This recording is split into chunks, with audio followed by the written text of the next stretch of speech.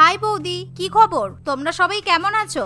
ও, আমি তো তোমাদের বলতেই ভুলে গেছি। এই দেখো, আমি বিয়ে করেছি, আর এগুলো হচ্ছে আমার 3টে স্টেপ চিলড্রেন বাচ্চারা। এই দেখো, ইনি হলেন তোমাদের মামি। তোমরা এখন থেকে তোমাদের মামির কাছেই থাকবে। ননদের মুখে এমন কথা শুনে দীপশিখা একেবারে আকাশ থেকে পড়ে।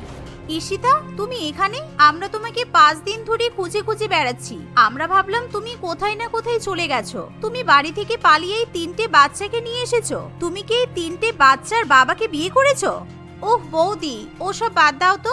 আসলে আমি জানতাম আমার সঙ্গে রক্তিমের সম্পর্কটা তোমরা কোনোদিনই মেনে নেবে না, তাই আমি আর রক্তিম পালিয়ে বিয়ে করেছি। আর হ্যাঁ, রক্তিম 3 বাচ্চার বাবা ঠিকই, কিন্তু আমি রক্তিমকে খুব ভালোবাসি, তাই আমি রক্তিমকেই বিয়ে করেছি।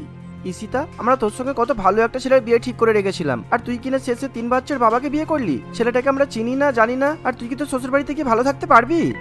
ওহো দাদা, তুই চিল কর, কোনো ব্যাপার না। আসলে রক্তিম বিজনেসম্যান, ও এখন লস অ্যাঞ্জেলসে গেছে একটা বিজনেস ট্রিপের জন্য, তাই আমি আমার বাপের বাড়িতে থাকতে এলাম। রক্তিম ফিরে এলে আমি আবার আমার 3 ছেলে মেয়েকে নিয়ে শ্বশুর বাড়িতে ফিরে যাব। আসলে ঈশিতা বেশ কিছুদিন আগেই বাড়ি থেকে পালিয়ে যায়, তাই তার পরিবারের লোকেরা পাগলের মতো তাকে খুঁজতে থাকে। অন্যদিকে ঈশিতা 3 বাচ্চার বাবাকে বিয়ে করে বাড়িতে ফিরে আসে, আর ঈশিতার এরকম কাণ্ড কারখানা দেখে তার পরিবারের লোকেরা খুবই চিন্তায় পড়ে। পরের দিন ঈশিতা পার্টিতে যাওয়ার জন্য রেডি হতে শুরু করে। এমন সময় ঈশিতার বড় ছেলে টিঙ্কু বলে, মাম্মি, তুমি কোথায় যাচ্ছ?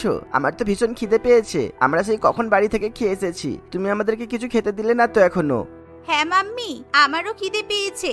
আমি তোমাকে কখন থেকে বলছি আমার খিদে পেয়েছে, তুমি তো শুনছোই না। তখন থেকে সাজগোজ করেই যাচ্ছ। আমাদের এবার খেতে দাও। পাপা তো ট্রিপে যাওয়ার আগে তোমাকে বলে গেছে আমাদের ঠিকমতো খেয়াল রাখতে।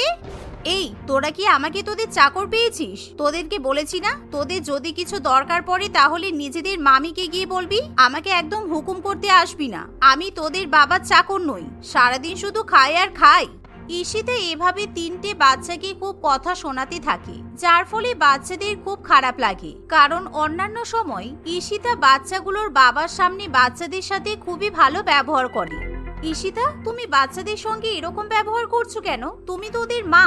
বাচ্চা মানুষ খিদে পেতেই পারে। বাচ্চাদের খাওয়ানোর দায়িত্ব এখন তোমার। তুমি ওদের বাবাকে বিয়ে করেছো, তাই মা হিসেবে তোমার দায়িত্ব তোমাকে পালন করতে হবে। বাবা, তোমার তো দেখছি আমার থেকে দরদ বেশি। তোমার যদি এতই বাচ্চাদের প্রতি মায়া হয়, তাহলে তুমি না হয় বাচ্চাদের দেখাশোনা করো। বাই দ্য ওয়ে, আমি কিন্তু অনেক রাত্রিবেলা বাড়ি ফিরবো, আমার জন্য ওয়েট করতে হবে না। এমন সময় ঈশিতার বন্ধু বান্ধবদের একটা গাড়ি নিচে থেকে হর্ন বাজাতে শুরু করে, আর ঈশিতা সেই হর্নের আওয়াজ শুনে গাড়িতে করে বন্ধুদের সঙ্গে চলে যায়। যা দেখে দীপশিখার আর কিছু করার থাকে না, সে তখনই বাচ্চাগুলোকে খাবার খেতে দেয়। দীপশিখা এখন থেকে প্রত্যেক দিনই বাচ্চাদের সময় মতো খেতে দেয়, কারণ ঈশিতা তার ছেলে মেয়েদের প্রতি কোনো খেয়ালই রাখে না। একদিন ঈশিতা রক্তিমকে ফোন করে বলে, হ্যালো রক্তিম, শোনো না, আমার না 1.5 লক্ষ টাকা লাগবে। টিঙ্কুর স্কুল থেকে বলেছে ওদের নাকি একটা ক্রিয়েটিভিটির এক্সট্রা ক্লাস হবে, যেটা নাকি আবার অনলাইনে হবে। কিন্তু টিঙ্কুর কাছে তো কোনো ল্যাপটপ নেই, তাই ল্যাপটপ ছাড়া ও কিন্তু কোনো ক্লাস করতে পারবে না। আচ্ছা ঠিক আছে, কোনো ব্যাপার না, আমি তোমাকে 1.5 লক্ষ টাকা পাঠিয়ে দিচ্ছি। তুমি টিঙ্কুর স্কুলের জন্য ল্যাপটপ কিনে দাও। আর কই, একটু বাচ্চাদের দেখাও তো, কতদিন ওদের সাথে কথা হয়নি। টিঙ্কু, রিনা, লিপি, কোথায় তোরা সবাই? রক্তিম সঙ্গে সঙ্গে ঈশিতাকে ভিডিও কল করলে ঈশিতা ফোনটা হোল্ডে রেখে আগেই বাচ্চাদের শিখিয়ে দেয়, এই শোন, তোরা যদি কেউ রক্তিমের কাছে আমার নামে একটাও খারাপ কথা বলেছিস, আমি কিন্তু তোদের জিভ টেনে একেবারে ছিঁড়ে দেব। তোরা আমাকে খুব ভালো করেই চিনিস আমি কি কি করতে পারি। বাচ্চারা ঈশিতার কথা শুনে ভীষণই রেগে যায়। কেমন আছে আমার বাচ্চারা? তোমাদের মাম্মির কাছে থাকতে কোনো অসুবিধা হচ্ছে না তো? আমার কিন্তু ট্রিপ থেকে ফিরতে এখনো 7 দিনের মতো সময় লাগবে, তাই তোমরা সবাই কিন্তু তোমাদের মাম্মির কথা শুনে চলবে। কেউ কিন্তু মাম্মির কথার অবাধ্য হবে না বলে দিলাম।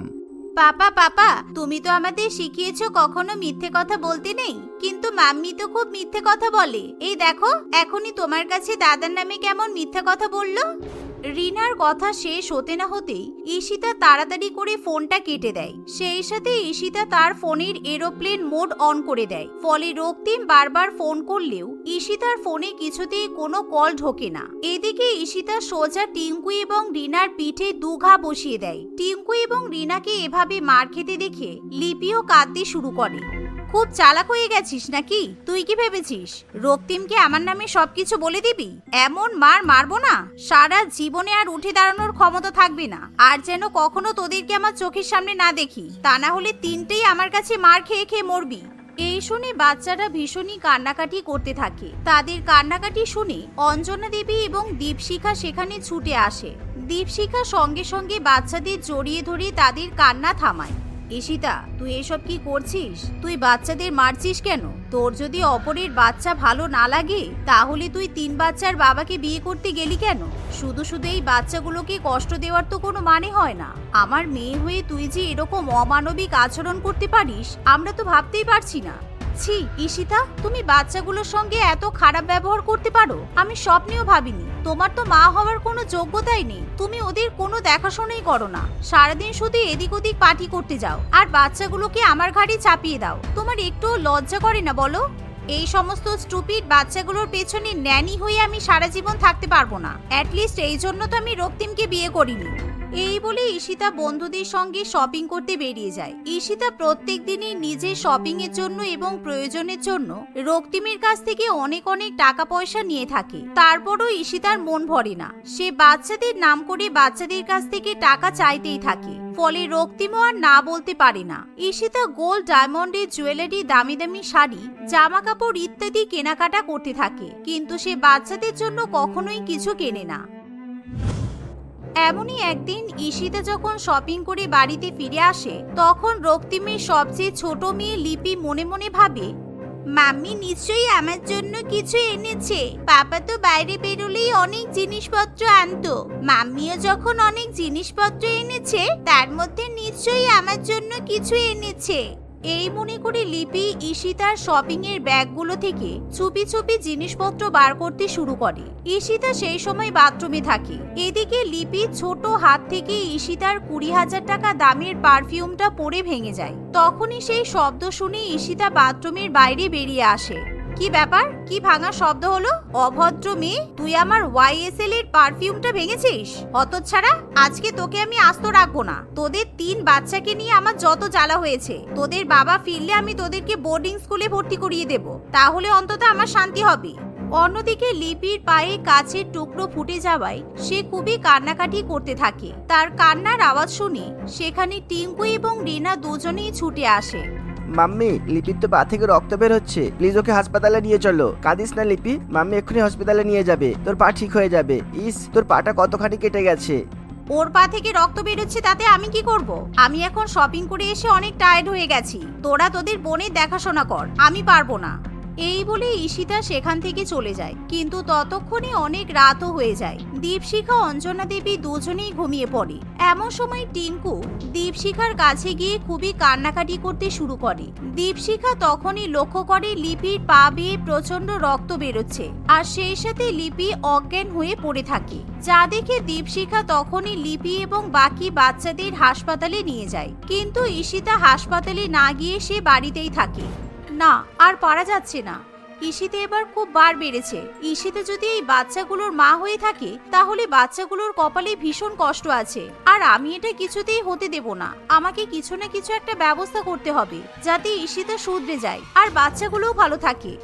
এই ভেবে ঈশিতা তখনই রক্তিমকে ফোন করে জানতে পারে রক্তিম কালকেই ইন্ডিয়াতে ফিরে আসতে চলেছে। তাই দীপশিখা রক্তিমকে সোজা হাসপাতালের ঠিকানা দিয়ে সেখানেই যেতে বলে।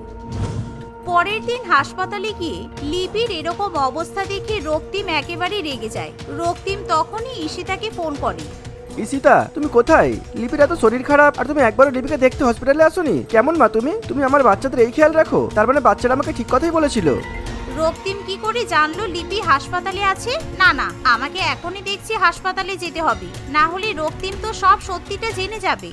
এই ভেবে ঈশিতা তখনই হাসপাতালে পৌঁছায়। কিন্তু ততক্ষণে রিঙ্কু এবং টিনা তাদের বাবাকে ঈশিতার ব্যাপারে সমস্ত কিছু জানিয়ে দেয়। এতে করে রক্তিম ঈশিতার উপর প্রচন্ড পরিমাণে রেগে থাকে। তোমার এত বড় সাহস, তুমি বাচ্চাদের সঙ্গে খারাপ ব্যবহার করেছো আর আমার সামনে ভালো সাজার নাটক করেছো। ঈশিতা, আমি তোমাকে সত্যিই খুব ভালোবেসেছিলাম আর সেই জন্যই তোমাকে বিয়ে করেছিলাম, কিন্তু তুমি আমার ভালোবাসার এই প্রতিদান দিলে। আমি তোমাকে ডিভোর্স দেবো। ঠিক তখনই ঈশিতা মাথা ঘুরে পড়ে যায়। আর যেহেতু ঈশিতা তখন হাসপাতালেই থাকে তাই সাথে সাথে তার চিকিৎসা শুরু হয়ে যায়। কিছুক্ষণ বাদে ঈশিতার জ্ঞান ফিরে আসে। রক্তিম, আমি তোমাকে একটা কথা বলতে ভুলেই গিয়েছিলাম। আসলে আমি তোমার বাচ্চার মা হতে চলেছি, তাই তুমি অন্তত আমার বাচ্চার জন্য আমাকে ডিভোর্স দিও না। আমার মনে হয় আপনার কোথাও একটা ভুল হচ্ছে, কেননা আপনি তো কোনোদিন প্রেগনেন্ট হতেই পারবেন না। আমরা তো এতক্ষণ ধরে ভেবেছিলাম আপনি প্রেগনেন্ট, তাই আমরা আপনার আল্ট্রাসাউন্ড করলাম, কিন্তু জানতে পারলাম আপনার পক্ষে মা হওয়া সম্ভব নয়। আপনার জরায়ুতে বিশেষ এক ধরনের সমস্যা আছে, আপনি জীবনে কখনোই গর্ভধারণ করতে পারবেন না। ডাক্তারবাবুর কথা শুনে ঈশিতা কাঁদতে শুরু করে। তার মানে আমি কোনোদিনও মা হতে পারবো না? হে ঈশ্বর, এ তুমি কি করলে? আমাকে এত বড় শাস্তি কেন দিলে? আমি স্বপ্নেও ভাবতে পারিনি আমি কোনোদিনও মা হতে পারবো না। শাস্তি কিসের ঈশিতা? উপরওয়ালা তো তোমার ভালোই করেছে। তুমি তো এই 3টে বাচ্চার মা। তোমার নিজের সন্তান নাই থাকতে পারে, কিন্তু ওরা তো তোমাকে মা বলে ডাকে। হ্যাঁ মাম্মি, তুমি কাঁদছো কেন? আমরা তো তোমার জন্য আছি। বাচ্চাদের মুখে এমন কথা শুনে ঈশিতা নিজের ভুল বুঝতে পারে। সে অনুধাবন করে বাচ্চাদের সঙ্গে এরকম ভাবে খারাপ আচরণ করা মোটেই তার উচিত হয়নি। তাই ঈশিতা তখনই তার 3 ছেলে মেয়েকে জড়িয়ে ধরে কাঁদতে শুরু করে। তোরা আমাকে ক্ষমা করে দে, আমি আর কোনোদিনও তোদের সঙ্গে খারাপ ব্যবহার করব না। তোদের সঙ্গে খারাপ ব্যবহার করার শাস্তি উপরওয়ালা আমাকে দিয়ে দিয়েছে। রক্তিম, তুমিও আমাকে ক্ষমা করে দাও প্লিজ। ঈশিতা এভাবে রক্তিমের কাছে ক্ষমা চাইলে ঈশিতাকে রক্তিম ক্ষমা করে দেয়। তারপর থেকে ঈশিতা পুরোপুরিভাবে পরিবর্তিত হয়ে যায়। সে আর কখনো রক্তিমকে মিথ্যা কথা বলে না, কিংবা বাচ্চাদের কখনোই অবহেলা করে চলে না।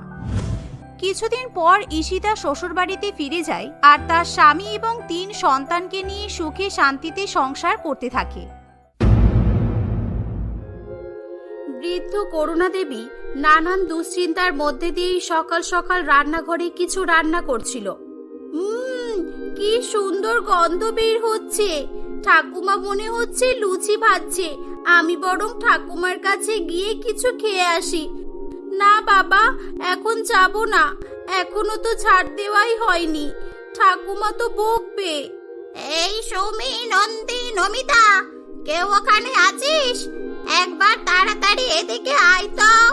করুণা দেবীর টাকার আওয়াজ পেয়ে সুমি ও নমিতা খুশি হয়। ঠাকুমা, ঠাকুমা, আমাদেরকে খেতে দেওয়ার জন্য ডাকছিলে? কই তাহলে দাও, আমার খুব জোরে খিদে পেয়েছে। আমাকে 4টে লুচি দেবে। সেই সকাল থেকে আমি কিছুই খাইনি। না, সকালবেলা উঠেই খাই খাই করলে হবে না। তোদের কিছু কাজ দেওয়ার জন্য ডাকছিলাম। আর শোন, তোর বাবা কি এখানে খাবার জমা রেখে গিয়েছিল যে যখন তখন চাইবি আর আমি সেটা তৈরি করে তোদের মুখের সামনে এনে দেব? এদিকে বিছানা ছেড়ে উঠতে না উঠতেই খালি খাই আর খাই। দিদা, আমি তো অনেকক্ষণ আগেই উঠেছি আর বাড়ির অনেক কাজও করেছি। বোন যদি না ওঠে তাতে আমার কি দোষ বলো? আমার কি খিদে পাবে না? এই, আমি তোকে এত জমা খরচ দিতে যাব কেন শুনি? এই বাড়ির হত্যাকর্তা নাকি তুই? মেয়ে মেয়ের মতোই থাকবি। ওই জন্যই বৌমাকে বলতাম আর বাচ্চা নিও না, নিও না। আমাকে ছেলের আশা দিয়ে দিয়ে 3টে মেয়ে হলো, এবার বিয়ে দিতে দিতেই মরো। যত সব জ্বালা আমার বাড়িতেই জুটেছে। এই নন্দী উঠেছে নাকি ওকে আজকেও ডেকে তুলতে হবে? এই বলে নন্দী নন্দী করে ডাকতে ডাকতে করুণা দেবী ঘরের দিকে যায়। এটা ছিল কামারপাড়ার ঘটনা, যেখানে করুণা দেবী তার বিধবা বৌমা মণিমালা এবং তার 3 নাতনি নমিতা, সুমি এবং নন্দীকে নিয়ে থাকত। কয়েক বছর আগে করুণা দেবীর একমাত্র ছেলে কিশোর একটি রোড অ্যাক্সিডেন্টে মারা যায়। সেই থেকেই তাদের সংসারে অভাব অনটন শুরু হয়। সংসারের হাল ফেরাতে মণিমালা শেষ পর্যন্ত লোকের বাড়ি বাড়ি গিয়ে কাজ করতে শুরু করে। আর এদিকে তার বাড়িতে ছোট ছোট মেয়েরাই বাড়ির সমস্ত কাজকর্ম করত। তবুও করুণা দেবীর মনে শান্তি ছিল না। দিনের পর দিন সে আরো বেশি বদমেজাজি এবং খিটখিটে হয়ে যাচ্ছিল। দূর বাবা, সকাল সকাল এই বুড়ির চেঁচামেচি আর ভালো লাগে না। দেখি যাই, এখন যদি শুয়ে থাকতে দেখে তাহলে আবার মাথা খারাপ করবে। হ্যাঁ ঠাকুমা, বলো, খাবার খাওয়ার জন্য ডাকছো? হ্যাঁ দেব তো। এবারে তোদের 3 জনের গালেই বিষ ঢেলে দেব, বিষ। বলি, তোর কি লজ্জাও লাগে না? একে তো জন্মের পর আমার ছেলেকে খেলি, আর এখন সকাল থেকে রাত পর্যন্ত শুধু খাই খাই করছিস। আমি তোদের পেছনে এত খাটতে যাব কেন রে? প্রতিদিনের মতো সেদিনও করুণা দেবী এভাবেই সকাল সকাল তাদের তিনজনকে উল্টোপাল্টা কথা শোনাতে থাকে। শেষে তারা ভয় পেয়ে যে যার কাজে চলে যায়। বাড়িতে করুণা দেবী খাবার তো তৈরি করত, কিন্তু তারা মেয়ে বলেই হয়তো করুণা দেবী তাদের ঠিকঠাক ভাবে খেতেও দিত না। মণিমালা দেবী যেখানে কাজ করত সেখানের ম্যাডাম বাড়িতে একাই থাকতো, আর তাই সে মণিমালাকে মাসে 2-1বারই বাড়িতে পাঠাতো। ম্যাডাম, বলছি এই মাসে আমি একটু তাড়াতাড়ি বাড়ি যাব, আর ফিরতে একটু দেরিও হতে পারে, কারণ আমার 3টে মেয়েরই স্কুল চালু হয়ে গেছে, আর ছোট মেয়েটার তো সামনের সপ্তাহ থেকেই পরীক্ষা। এ কি বলছো? তুমি এই দারিদ্রতার মধ্যে দিয়েও 3-3টে মেয়েকে পড়াশোনা করাচ্ছ? আমার তো ভেবেই অবাক লাগছে, যেখানে আমরা একটা ছেলের পড়াশোনা করাতে গিয়ে মাঝে মাঝে মুশকিলে পড়ে যাচ্ছি। কি বলবো ম্যাডাম, ঈশ্বর আমাদের মতো অসহায়দের যেমন তেমন করে চালিয়ে দিচ্ছে। মণিমালার সাহস, মনোবল এবং সততা দেখে ম্যাডামটি প্রথম থেকেই প্রভাবিত ছিল, তাই সে তাকে ছুটি দিয়ে দেয়। মণিমালা আনন্দের সঙ্গে বাড়ির উদ্দেশ্যে রওনা দেয়। এদিকে করুণা দেবী প্রতিদিনের মতো সেদিনও তার হুকুম চালিয়ে যাচ্ছিল। এই শোন, কে কাপড় ধুতে যাচ্ছিস? খেয়াল রাখবি আমার সতীর কাপড় আস্তে আস্তে ধুবি, যাতে ছিঁড়ে না যায়, তাহলে আমার থেকে খারাপ কেউ হবে না। হ্যাঁ, বুঝেছিস? কালকের মারের কথা তোদের মনে আছে তো? বলছি ঠাকুমা, আমার কাপড় ধোয়া হয়ে গেলে তাহলে কি আমি স্কুলে যাব? অনেক দিনই তো হয়ে গেল আমি স্কুলে যাইনি। আমার বন্ধুদেরকে ম্যাডাম বলেছেন আমি এভাবে কামাই করলে আমাকে স্কুল থেকে বের করে দেবে। হ্যাঁ দিদা, আজ আমারও স্কুলে ম্যাডাম এক্সাম নেবে বলেছে, আর বলেছে কেউ কামাই করলে খুব মারবে। কি কি কি বললি? ম্যাডাম মারবে আর তোকে বের করে দেবে?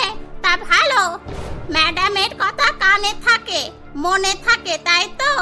তা আমার কথা না শুনলে আমি যে বের করে দেব, এটার ভয় লাগে না তোদের? না, দাঁড়া, তোরা 3জনেই দেখ আমি আজ তোদের সঙ্গে কি করি, দেখ। এই বলে করুণা দেবী তাদের 3জনকেই খুব মারধর করতে থাকে। ঠিক তখনই সেখানে মণিমালা চলে আসে এবং সে করুণা দেবীর সব কথাই শুনে ফেলেছিল। তাই সে বলে, এ আপনি কি অবিচার করছেন মা?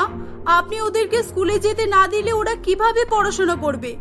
আমি জানি আমাদের দারিদ্রতার সংসার, সকলকেই কাজকর্ম করতে হবে, কিন্তু তা বলে আপনি ওদের স্কুলে যেতেও দেবেন না? না, দেব না। কি হবে মেয়েদের স্কুলে পাঠিয়ে পড়াশোনা করিয়ে? সেই তো একদিন শ্বশুর বাড়ি চলে যাবে, আর ওখানে গিয়ে বাড়ির কাজই করবে, তাই না? তার থেকে ভালো আগে থেকেই ভালোভাবে বাড়ির কাজকর্ম শিখলে পরে তো লাভ হবে। এরা তো আর ছেলে নয় যে পড়াশোনা শেখালে লাভ হবে। থাক মা, আপনাকে আর বোঝাতে হবে না। মায়ের কাছে তার ছেলে মেয়ে সকলেই সমান, আর আমি আমার মেয়েদের ভালোভাবেই পড়ালেখা করাবো, ওদের রোজ স্কুলে পাঠাবো, মানুষের মতো মানুষ তৈরি করব। পড়াশোনা মানেই তো এই নয় যে টাকা ইনকাম করতে হবে। মণিমালার কথা শুনে করুণা দেবীর খুব রাগ হচ্ছিল, কিন্তু তার কিছু বলারও ছিল না, কারণ মণিমালার টাকাতেই এখন তাদের সংসার চলতো। মণিমালা তার 3 মেয়েকেই নিজের হাতে সাজিয়ে স্কুলে পাঠায়। বেশ কয়েকদিন সে বাড়িতে থাকায় তাদের 3 বোনের জীবনে খুশি জোয়ার নেমে এসেছিল। আনন্দের সঙ্গে তারা সেই কদিন স্কুলে যেতে থাকে। মণিমালা আবারও কাজে চলে যায়, কিন্তু তার কথা অনুযায়ী তার 3 মেয়ে একইভাবে লেখাপড়া করতে থাকে। বেশ কয়েক বছর কেটে যায়। এখন তাদের বাড়ির অবস্থা আর আগের মতো ছিল না। মণিমালাকেও আর লোকের বাড়িতে কাজ করতে হতো না। এমনই একদিন নন্দী পুলিশের ড্রেস পরে তার বাড়িতে আসে। ঠাকুমা, হ্যান্ডস আপ, হাত উঁচু করো, আমি এখন পুলিশ অফিসার। তুমি আমাদেরকে ছোটবেলা থেকে অনেক অত্যাচার করেছো, আজ তোমার জেল হবে। হে হে। এই মাথা গরম করাস না তো, তুই পুলিশ, তোর থানায় যা। এখানে আমার কাছে তুই কিছুই নয়, বুঝলি? সেদিন বলেছিলাম আর আজও বলছি, মেয়ে পুলিশ কেন, যাই হয়ে যাক না কেন, আমার কোনো শ্রাদ্ধেই তোরা কাজে আসবি না। সেই তো তোদের বরের বাড়িতেই যেতে হবে। বাসন মাজতে হবে তাই না? আহ মা থাক না, আপনার তো সেই প্রথম থেকে একই কথা। বলি এরা পড়াশোনা করে এত বড় হয়েছে, আপনি কি একটুও খুশি হননি? দেখ, আমি সেদিনও খুশি ছিলাম না আর আজও হব না। আসলে আমি মেয়েদেরকে পছন্দই করি না। আর ঈশ্বর আমাদের ঘরেই তিনটে মেয়ে দিয়েছে। আমার তো ভাবলেই গা চলে। করুণা দেবীর কথা শুনে তারা তিন বোন আবারও দুঃখ পায়। তাদের তিন বোনের একজন ডাক্তার, একজন টিচার এবং আরেকজন পুলিশের চাকরি পেয়েছিল। তারা সমাজে সব জায়গায় সম্মান পেত ঠিকই, কিন্তু তার দিদা তাদের কখনোই ভালো চোখে দেখত না। এভাবেই বেশ কয়েক মাস কেটে যায়। এমনই একদিন করুণা দেবী ব্যাংক থেকে কিছু টাকা নিয়ে ফিরছিল। তাকে লক্ষ্য করে রাস্তার কিছু ভণ্ড লোকেরা তার টাকার ব্যাগটি কেড়ে নেয় এবং তাকে ধাক্কা মেরে গাড়ির সামনে ফেলে দিয়ে সেখান থেকে চলে যায়। করুণা দেবী গুরুতরভাবে আহত হয়। কিছুক্ষণ পর ওখানকারই কিছু লোকজন তাকে পাশেরই একটি হসপিটালে নিয়ে যায়। ডাক্তারবাবু, এনাকে তাড়াতাড়ি চিকিৎসা করুন, এনার খুব ব্লিডিং হচ্ছে। এখনই চিকিৎসা শুরু না করলে ইনি হয়তো আর প্রাণেই বাঁচবেন না। তাড়াতাড়ি দেখুন। তাতে আমি কি করব? আমাদের হসপিটালের ওরকম কোনো রুলস নেই। এটা একটা অ্যাক্সিডেন্ট, তাই পুলিশ কেস হবে। আপনি থানার পারমিশন নিয়ে আসুন, তবেই আমরা এনাকে ভর্তি নিতে পারবো। ডাক্তারের কথা শুনে লোকগুলো ভয় পেয়ে যায়। এদিকে করুণা দেবী যন্ত্রণায় ছটফট করতে থাকে। তখনই সেখান থেকে সুমি যাচ্ছিল, আর সৌভাগ্যবশত সুমি ওই হসপিটালেরই ডাক্তার ছিল। সে তার ঠাকুমাকে দেখে অবাক হয়ে যায় এবং আর কথা না বাড়িয়ে তাড়াতাড়ি করে চিকিৎসার ব্যবস্থা করে দেয়। এদিকে মণিমালা, নন্দী এবং নমিতাও খবর পেয়ে সেখানে এসে উপস্থিত হয়। পরের দিন ডাক্তার সুমি, আপনার দিদিমা এখন বিপদ থেকে মুক্ত আছেন। আপনারা চাইলে ওনার সঙ্গে দেখা করতে পারেন। হ্যাঁ ডাক্তারবাবু, বাড়ির সকলেই এখানেই আছে। ওটা আমার ঠাকুমা হয়। আমরা এখনই যাচ্ছি। কিছুক্ষণ পর, দিদা, তোমাকে চিন্তা করতে হবে না। এই নাও তোমার টাকা। আর যারা তোমার টাকা চুরি করেছিল আমি তাদেরকেও ধরে ফেলেছি। হ্যাঁ রে মা, আমি জানি। ডাক্তার আমাকে এটাও বলেছে যে আমি সুমির জন্যই বেঁচে আছি।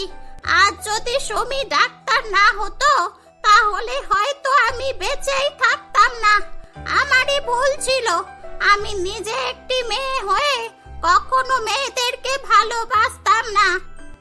এভাবেই করুণা দেবী তার ভুল সিদ্ধান্তের জন্য তাদের কাছে ক্ষমা চায়। তারা সকলে করুণা দেবীকে ক্ষমা করে দেয়। কিছুদিনের মধ্যেই করুণা দেবীও সুস্থ হয়ে ওঠে। সে এখন তার তিন নাতনিকে খুবই ভালোবাসে। এক এক করে তাদের ভালো জায়গায় বিয়ে হয়ে যায়। সকলে মিলে সুখে শান্তিতে বসবাস করতে থাকে।